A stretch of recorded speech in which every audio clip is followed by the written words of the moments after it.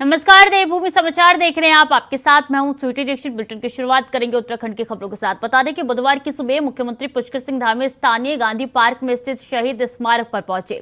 Park में आयोजित श्रद्धांजलि कार्यक्रम में कारगिल युद्ध में अपना सर्वोच्च बलिदान देने वाले सैनिकों की प्रतिमाओं पर माल्यार्पण कर कारगिल बलिदानों को श्रद्धांजलि अर्पित की मुख्यमंत्री ने। इस मौके पर सैनिक कल्याण मंत्री गणेश जोशी, स्थानीय भाजपा विधायक खजानदार सविता कपूर, मेयर सुनील उनियाल गामा, जिलाधिकारी, एसएसपी समेत तमाम पूर्व सैनिक और बलिदानों के परिजन मौजूद रहे। बता दें कि साल 1999 में पाकिस्तान के सैनिक कारगिल की पहाड़ियों पर हमला कर घुस गए थे। भारतीय सेना ने मुंहतोड़ जवाब देकर पाकिस्तानियों को खदेड़ दिया था। इस विजय पर 26 जुलाई को हर साल कारगिल विजय दिवस के रूप में मनाया जाता है। इस युद्ध में उत्तराखंड राज्य के 75 जवानों ने सर्वोच्च बलिदान दिया था।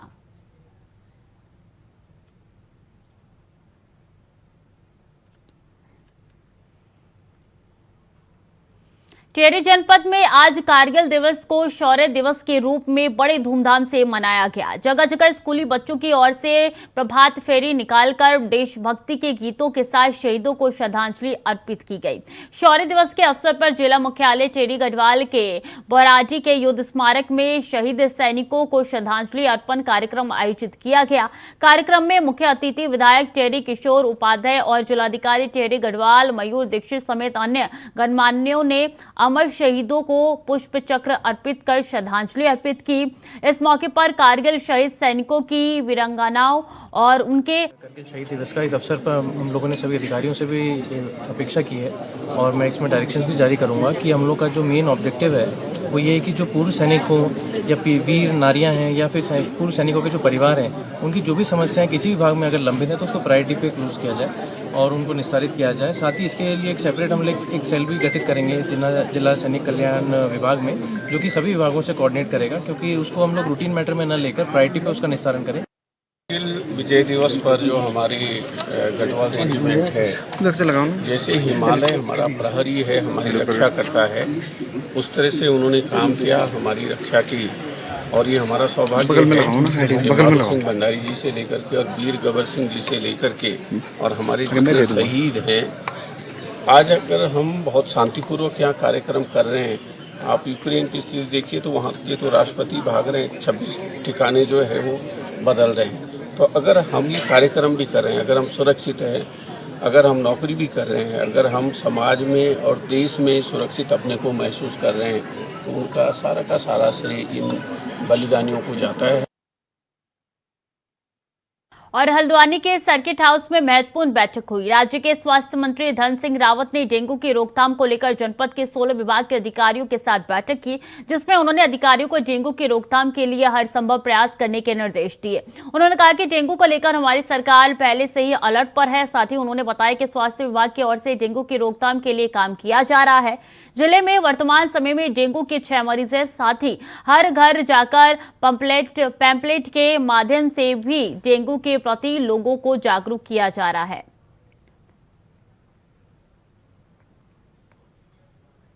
अगर 16 विभागों की हमने बैठक की है और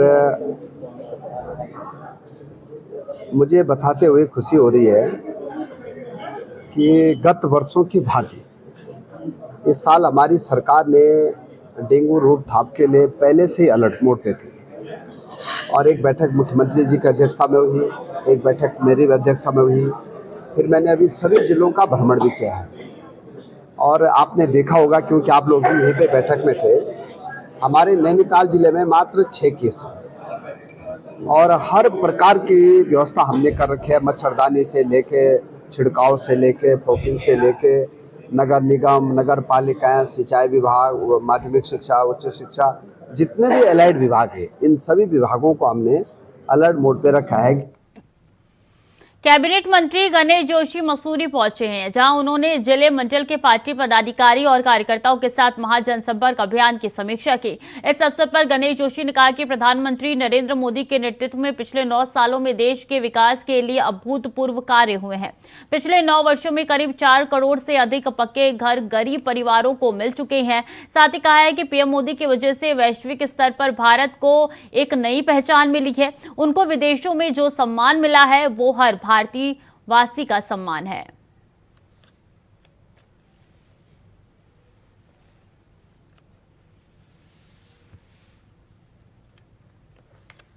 ने देश को 9 साल के अंदर इन ऊंचाइयों पर पहुंचाया है, क्योंकि आज विदेशों के अंदर 74% एक मैगजीन के सर्वे में 74% के साथ मोदी जी विश्व के नंबर 1 नेता बने। किस प्रकार विदेश में उनको बॉस कहकर संबोधित किया, और आज विपक्षी ताकतें एक होकर मोदी जी को रोकना चाहती हैं, लेकिन एनडीए का गठबंधन जब बेंगलोर में ये 24 दल बैठे हुए थे तो दिल्ली के अंदर 32 दल एनडीए के साथ में आए, और आज लोग पार्टियां छोड़ कर भारतीय जनता पार्टी की ओर आ रहे हैं कि उनको लगता है कि अगर देश का विकास कर सकता है, देश को ऊंचाई पर सकता है तो नरेंद्र मोदी जी हैं। और सीधे चलेंगे जहां पे सीएम योगी आदित्यनाथ क्या कुछ कह रहे हैं, आपको सुनवा रहे हैं।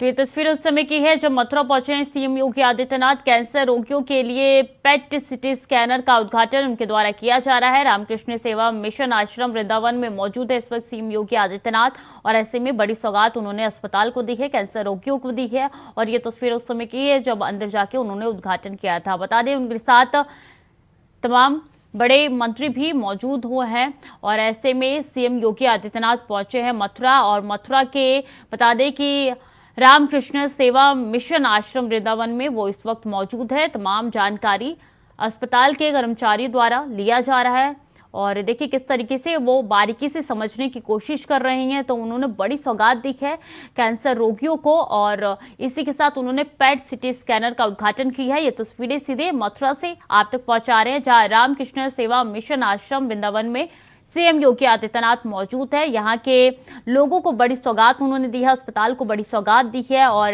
कैंसर रोगियों के लिए पेट सिटी स्कैनर का उद्घाटन उन्होंने कर दिया है। और इससे काफ़ी सहायता मिलेगी। जिस तरीके से कैंसर के केसेस लगातार बढ़ते हुए देखने को मिल रहे हैं, और ऐसे में कई ऐसे पीड़ित हैं जिनको सही से इलाज नहीं मिल पा रहा है, और ऐसे में ये काफ़ी ज़्यादा मददगार साबित हो सकता है।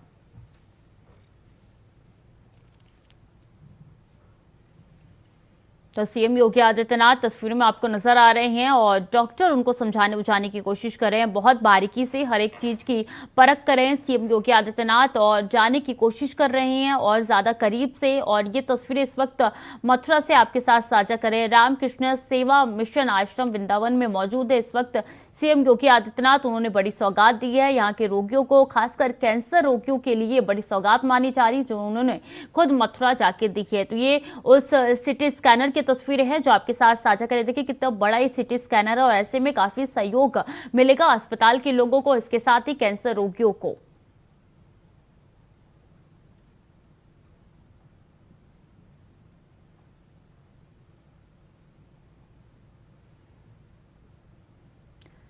तो तस्वीरों में डॉक्टर भी आपको नजर आ रहे हैं, इसी के साथ कुछ महंत भी आपको तस्वीरों में सीएम योगी आदित्यनाथ के साथ दिखाई पड़ रहे हैं। सीएम बहुत करीबी से जानने की कोशिश कर रहे हैं कि किस तरीके से ये मशीन उपयोगी साबित होगी और कितना ज़्यादा लाभ मिल पाएगा कैंसर रोगियों को। ये सीएम बहुत करीबी से जानने की कोशिश कर रहे हैं। इसी के साथ दिखा दें कि उन्होंने उद्घाटन कर दिया है और वो अपने गंतव्य की ओर आगे बढ़ते हुए नजर आ रहे हैं। तो सीएम योगी आदित्यनाथ की सीधी तस्वीरें आप तक पहुंचा रहे हैं। वो मथुरा में इस वक्त मौजूद है और रामकृष्ण सेवा मिशन आश्रम वृंदावन पहुंचे हैं। यहाँ पे पहुंचकर उन्होंने कैंसर रोगियों के लिए पेट सिटी स्कैनर का उद्घाटन किया है, जो कि तस्वीरों में लगातार आप तक पहुंचा रही हैं। सीएम योगी आदित्यनाथ बड़ी सौगात देते आ रही हैं और एक और बड़ी सौगात यहाँ के कैंसर रोगियों को मिल चुकी है। इससे काफी ज्यादा सहायता उनको मिल जाएगी और ऐसे में सीएम योगी आदित्यनाथ इस आश्रम से निकलते हुए आपको दिखाई पड़ रहे हैं। सीधी तस्वीरें आपकी टीवी स्क्रीन पर नजर आ रही है। इसके बाद सीएम अपने आगे कार्यक्रम में पहुंचेंगे। बता दें कि आज सीएम का मिनट टू मिनट कार्यक्रम है, इसलिए कई ऐसे कार्यक्रम है जो उनके पहले से ही तय हो चुके हैं। तो उनमें से एक कार्यक्रम ये मथुरा में आयोजित किया जाना था, जहां वो बड़ी सौगात कैंसर रोगियों को देने जा रहे थे, जो उन्होंने दे दी है। तो तस्वीरों में नजर आ रहा है कि जब वो उस city scanner PET CT scanner से वो बाहर निकल रहे हैं उद्घाटन करके।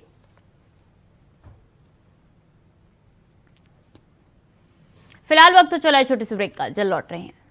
ब्रेक के बाद एक बार फिर से स्वागत है आपका। खबरों में आगे बढ़ेंगे। कांग्रेस जल्द ही प्रदेश भर में 60 दिन की यात्रा निकालने जा रही है। इस यात्रा में 10 दिन तक कांग्रेस नेता राहुल गांधी भी शिरकत करेंगे। वहीं यात्रा कब से शुरू होगी, इसको लेकर कांग्रेस के प्रदेश अध्यक्ष करण माहरा ने कहा है कि फिलहाल हम यात्रा शुरू नहीं कर रहे हैं, क्योंकि जिस तरीके से उत्तराखंड में आपदा की स्थिति बनी हुई है, वैसे हरिद्वार में अब ये स्थिति बन चुकी है कि कभी भी महामारी पैदा हो सकती है। ऐसे में हमने फिलहाल यात्रा को शुरू करने का फैसला नहीं लिया है और जब ये स्थिति सामान्य हो जाएगी उसके बाद यात्रा शुरू करेंगे।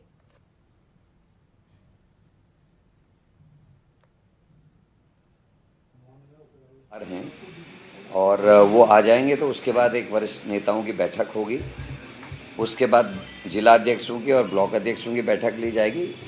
फिर उसके बाद हमारे जो वरिष्ठ हैं, विधायकगण हैं, पूर्व विधायकगण हैं, मंत्रीगण हैं, उनकी बैठक लेके एक रूट और डेट डिसाइड की जाएगी। वर्तमान में चूँकि हम लोग आपदा से ग्रसित हैं, एक तरफ पहाड़ों में सड़कें टूटी हुई हैं और लोगों की मृत्यु हो रही है, और दूसरी तरफ हमारा हरिद्वार का जो क्षेत्र है वो बाढ़ग्रस्त है और किसानों की हालत इस समय दयनीय बनी हुई है, फसलें चौपट हो गई हैं और साथ में अब महामारी आने का खतरा वहाँ हो गया। बहुत ज़्यादा वहाँ आप जाएंगे तो दुर्गंध आ रही है, खेतों से जानवर मरे पड़े हैं, खेतों की फसल सड़ गई हैं। तो ये उपयुक्त समय नहीं है। इस समय हमारे पूरे कांग्रेस के साथी लोगों की मदद करने में लगे हुए हैं। जैसे ही थोड़ा मामला सामान्य होता है, स्थितियाँ सामान्य होती हैं, मेरे हिसाब से मिड सितंबर के आसपास की डेट रहेगी और रूट और ये इत्यादि जो तय हो जाएगा तब आप लोगों को हम साझा करेंगे। और उत्तराखंड में शिक्षा विभाग में अधिकारियों के बम्पर तबादले हुए हैं। अपर शिक्षा निदेशक नीता तिवारी को अपर शिक्षा निदेशक प्रारंभिक शिक्षा कुमाऊं मंडल की जिम्मेदारी सौंप दी गई है। वहीं अपर शिक्षा निदेशक महावीर सिंह बिष्ट अपर शिक्षा निदेशक माध्यमिक शिक्षा निदेशालय उत्तराखंड बनाए गए हैं। वहीं अपर शिक्षा निदेशक अजय कुमार नोटियाल को अपर शिक्षा निदेशक सीमेट उत्तराखंड की जिम्मेदारी सौंप दी गई है। अपर शिक्षा निदेशक ललित मोहन चमोली को अपर शिक्षा निदेशक महानिदेशालय विधायक शिक्षा उत्तराखंड की जिम्मेदारी दे दी गई है। प्रदेश में शिक्षा की दशा सुधारने के लिए सरकार लगातार प्रयास कर रही है। इसी कड़ी में तबादलों का दौर लगातार जारी है।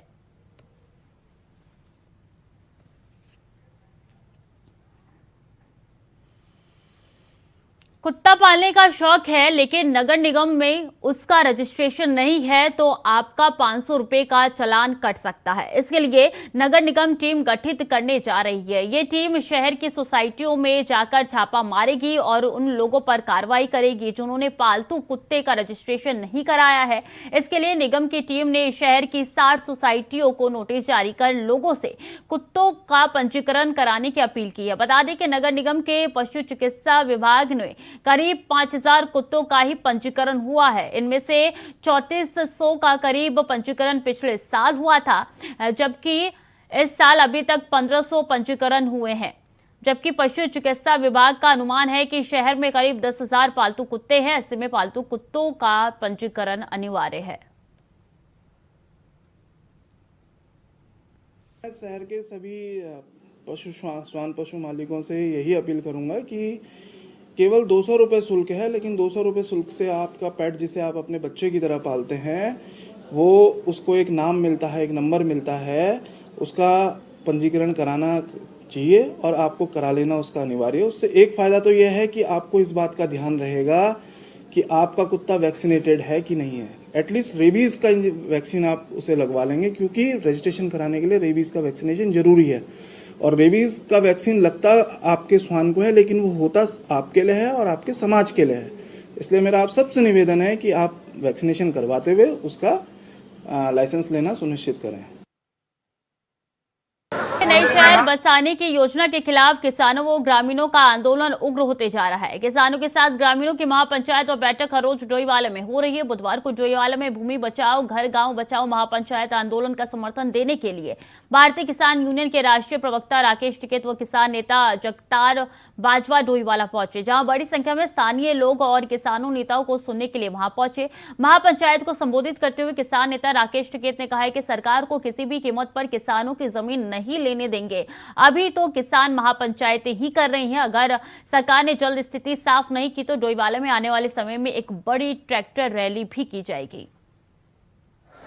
मनसा नहीं है भाई, पहरेदारी तो जरूरी है, बसा क्या युद्ध रोज लड़ा जा, लेकिन फौज तो तैयार रखनी पड़े अपनी।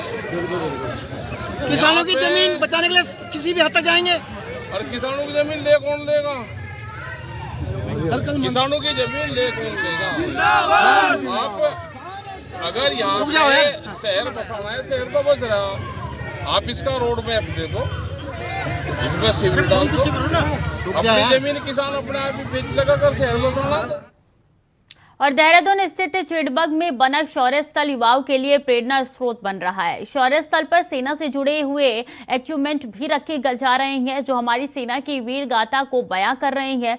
ये शौर्य स्थल धीरे धीरे अब एक पर्यटक स्थल के रूप में भी युवाओं के बीच में प्रसिद्ध होने लग रहा है और यहाँ पर आने वाले युवा देश की सेना में जाकर देश के लिए मर मिटने का जज्बा दिल में लेकर जा रहे हैं। उत्तराखंड को वीरों की भूमि इसलिए नहीं कहा जाता है कि यहाँ पर हर घर से वीरों के एक सिपाही हैं, यानी वीर निकला हुआ, बल्कि यहाँ का जो सेना में जो जवान गया है वो सेना के लिए, देश के लिए सर्वोच्च बलिदान देता हुआ आया है। इतिहास गवाह है कि उत्तराखंड ने देश की आज़ादी से बाद अब तक देश की आज़ादी से पहले यानी जो भी विश्व युद्ध लड़े हैं उन सभी में उत्तराखंड के जवानों ने अपने सर्वोच्च बलिदान यहाँ पर दिया है। आज देहरादून में शौर्य स्थल जो चिड़बाग में स्थित है एक नया पर्यटक स्थल के रूप में यहाँ पर विकसित हो रहा है। सरकार की कोशिश यही है कि जो सेना के जो जवान हैं, जो देश के अमर जवान हैं, उन जवानों से प्रेरणा लेकर देश का जो राज्य का जो युवा है वो सेना में जाने का जज्बा बरकरार रख सके, उनसे प्रेरणा ले सके, उनके बलिदानों से प्रेरणा ले सके और देश के लिए किस प्रकार से समर्पित हुआ जाता है उनसे यहाँ पर सीखने की कोशिश की है।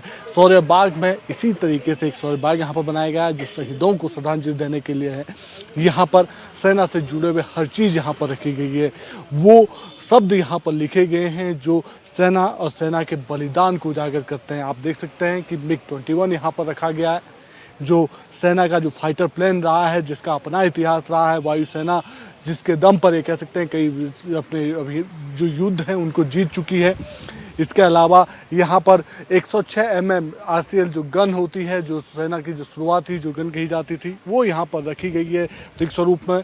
इसके अलावा यहाँ पर नेवी का यानी जो नौसेना का जो जहाज होता है, जो लड़ाकू जो पोत होता है, वो यहाँ पर उसका होती है, जिसका एक मॉडल यहाँ पर रखा गया है। यानी जो यहाँ पर आएगा, जो युवा यहाँ पर आएगा, जो परिवार यहाँ पर आएगा, सैलानी यहाँ पर आएगा, वो सेना के उन जज्बों से, उन चीज़ों से रूबरू हो पाएगा कि देश के लिए जो मर मिटने का जो जज्बा रखते हैं, किस तरीके से हमारी सेना किन किन चीज़ों का, हथियारों का, उपकरण का इस्तेमाल करती थी। ये वो शब्द हैं, चाहे ये कह सकते हैं कि जो भारतीय सेना है वो विभिन्न समाज के विभिन्न वर्गों को जारी करती है। ये नेपाली यानी जो गोरखाली जो भाषा होती है, ये उसमें लिखे गए शब्द हैं। इसके बाद हिंदी में भी लिखे गए इसी तरह से वो शब्द हैं जो युवाओं को प्रेरित कर रहे हैं कि आपको सेना में जाना चाहिए। सेना के जो 20 जवान हैं, उन जवानों के उन शहादतों से प्रेरणा लेनी चाहिए। देश के लिए किस प्रकार से जज्बा रखा जा सकता है, उन सब चीज़ों से ये कह सकते हैं कि शौर्य स्थल जो चिड़बाग में स्थित है वो आज युवाओं के लिए नया डेस्टिनेशन यहाँ पर बन रहा है, युवाओं के लिए प्रेरणा स्रोत यहाँ पर बन रहा है और नए पर्यटक स्थल के रूप में लगातार प्रसिद्धि पा रहा है। कैमरामैन सुनील साथ अभय केंतुरा, इंडिया वॉइस, देहरादून। और मौसम विभाग ने उत्तराखंड के 5 जिलों के लिए 2 दिन भारी बारिश का ऑरेंज अलर्ट जारी किया है। मौसम विभाग के निदेशक विक्रम सिंह के मुताबिक 26 और 27 जुलाई को 5 जिलों में तेज बारिश हो सकती है, जिसके तहत नैनीताल, चंपावत, चमोली और बागेश्वर में तेज बारिश होने की संभावना जताई है। इसके साथ ही मौसम विभाग ने प्रदेश के कई जिलों में अगले 4 दिन तक बारिश की संभावना जताई है। इस दौरान पहाड़ी इलाकों में सतर्कता बरतने की सलाह दी गई है। वहीं भूस्खलन के चलते कुछ सड़कें बंद होने की भी स्थिति बन सकती है।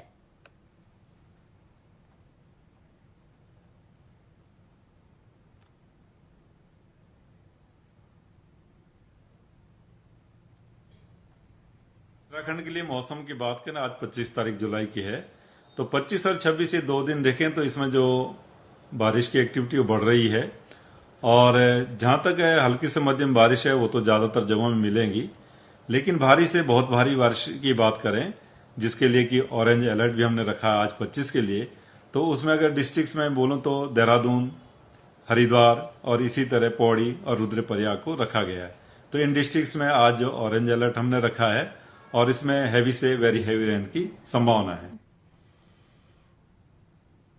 रुड़की में हुए बेलरा प्रकरण में हुई दलित समाज से जुड़े युवक की मौत के बाद तमाम दलित संगठनों द्वारा 27 जुलाई को बुलाई गई महापंचायत स्थगित हो गई है। आपको बता दें कि कई दलित संगठनों ने मामले में महापंचायत का आह्वान किया था, जिसके बाद से प्रदेश की राजनीति गर्मा गई थी। साथ ही हरिद्वार जिला प्रशासन के हाथ पांव भी फूल गए थे। मंगलवार को देर शाम हरिद्वार में राज्य अतिथि गृह डाम कोटी में अनुसूचित जाति जनजाति आयोग के अध्यक्ष समेत तमाम दलित संगठनों के नेताओं के साथ हरिद्वार के डीएम एसएसपी ने बात की, जिसके बाद दलित समाज से जुड़े तमाम संगठनों की सभी 12 मांगों पर सहमति बन गई, जिनमें प्रमुख रूप से दोनों मृतकों के परिवार के एक सदस्य को सरकारी नौकरी और पूरे मामले की सीबीआई जांच शामिल है। फिलहाल मांगे माने जाने पर ये महापंचायत स्थगित कर दी गई है।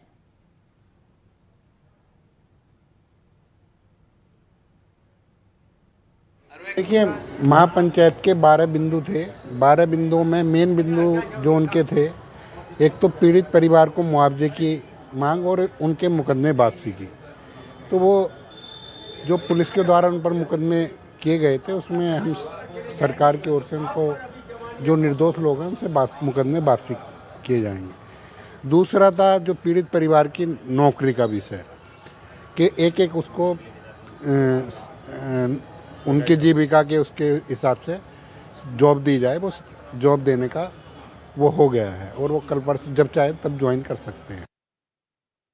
तो फिलहाल के लिए देवभूमि समाचार में इतना ही। खबरें लगातार जारी है, देखते रहिए इंडिया वॉइस।